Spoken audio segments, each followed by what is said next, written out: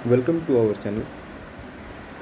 जैसा कि आप सभी जानते हैं, जो हमारी सीरीज़ चल रही है अभी, जो धान में मुख्य बीमारियां लगती हैं या मुख्य कीट लगते हैं, जिससे किसान कैसे उनसे अपनी फसलों का बचाव करें, और यदि कोई कीट या कोई बीमारियां हमें हमारी फसलों में दिखती हैं तो कैसे उसका ट्रीटमेंट हम कर सकते हैं। क्योंकि जो भी किसान जिन्होंने भी धान की बुआई कर दी है, जो बुआई का समय अभी ख़त्म हो चुका है, बुआई किसानों ने कर दी है, उनकी फसल अभी वेजिटेटिव ग्रोथ में जा रही है, और जो बहुत सारी अगेती किस्में हैं जिनमें बालियाँ भी निकल चुकी हैं।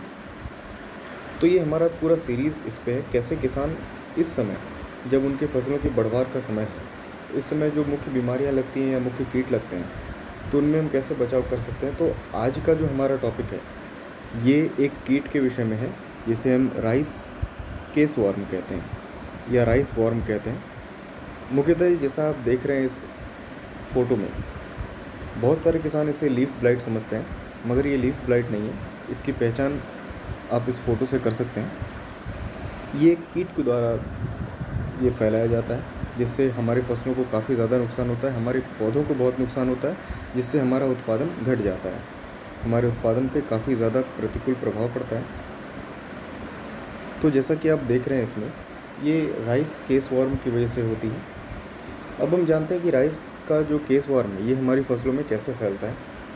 तो ये जो कीट है ये मुख्यतः ऐसे खेतों में जहाँ पर कि पानी लगी रहती है, इसलिए हमारा फोकस ये रहता है कि ज़्यादा पानी भी हम अपने धान की फसलों में न दें, जितनी ज़रूरत हो उतनी उसकी सिंचाई करें। हम एक बार में अधिक यदि हम सिंचाई करते हैं तो जब वाटर लॉगिंग की समस्या हमारे खेतों में आती है, ऐसी स्थिति में ये जो कीट हैं इनका मुख्य जो भोजन है वो हमारे जो खरपतवार हमारे खेतों में होते हैं, ऐसे खेत जहाँ पे पानी लगी होती है तो हमारे खरपतवार में होते हैं, और जब वो उनको खाती हैं तो उनका फिर अगला जो निशाना होता है वो हमारे धान के फसल होते हैं, धान के पौधे होते हैं, जिनमें ये जाकर जिनको ये खाती हैं और बहुत ज़्यादा नुकसान पहुंचाती हैं। तो जब भी हमें ऐसे कीट हमारे फसल में दिखें तो उनसे कैसे हमें बचाव करना है, क्या क्या केमिकल डालने हैं, उस पर हम देखते हैं। तो जब भी हमारे फसलों में हमें ये कीट दिखती है, इसकी पहचान जैसे कि मैंने आपको बताया है,